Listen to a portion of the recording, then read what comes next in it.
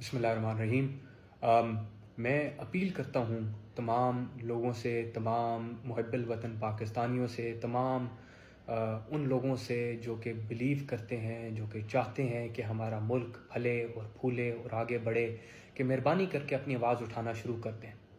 क्योंकि अगर आज आपने अपनी आवाज़ ना उठाई तो हमारा मुल्क का बहुत बड़ा नुकसान हो जाएगा।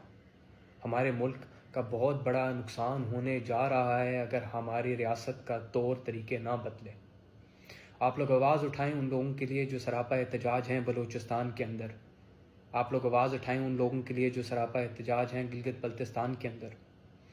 आप लोग आवाज़ उठाएं उस सोच के ख़िलाफ़ जिस सोच ने इस मुल्क के दो टुकड़े किए। आप लोग आवाज़ उठाएं उन लोगों के लिए जो कि सिर्फ़ आपसे अपना हक़ मांग रहे हैं, रियासत से अपना हक़ मांग रहे हैं। वो कह रहे हैं कि मेहरबानी करके उनको बताया जाए कि उनके लवाहिकीन कहाँ हैं और किस हालत में हैं, क्या वो ज़िंदा हैं या अल्लाह ताला को प्यारे हो गए हैं। वो कह रहे हैं कि अगर हमारे किसी प्यारे ने आपका कोई नुकसान किया है या कोई जुर्म किया है तो उसको सख्त से सख्त सज़ा दी जाए, लेकिन उसको कोर्ट में तो पेश किया जाए। वो कह रहे हैं कि कानून जो फंडामेंटल राइट्स प्रोटेक्ट करता है, कम से कम हमारी फंडामेंटल राइट्स को तो प्रोटेक्ट करें, हमारी डिग्निटी को तो रिस्पेक्ट करें। हमारा क्या कसूर है कि हमारी माएँ, हमारी बहनें, हमारी बच्चियाँ, हमारे बुज़ुर्ग, हमारे बच्चे सड़कों के ऊपर धक्के खाते रहें?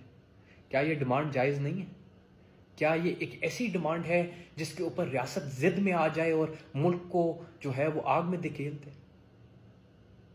मेरी तो समझ से ये बात मैं नहीं समझ पा रहा। मुझे समझ नहीं आ रही कि हम अपनी नस्लों को क्या बताएंगे कि रियासत ने ये सब कुछ क्यों किया। पता नहीं ये लोग अल्लाह ताला को क्या जवाब देंगे, मेरी समझ से बाहर है। तो मेहरबानी करके अपनी आवाज़ उठाएं इस फस्तायत पे मबनी सोच के ऊपर।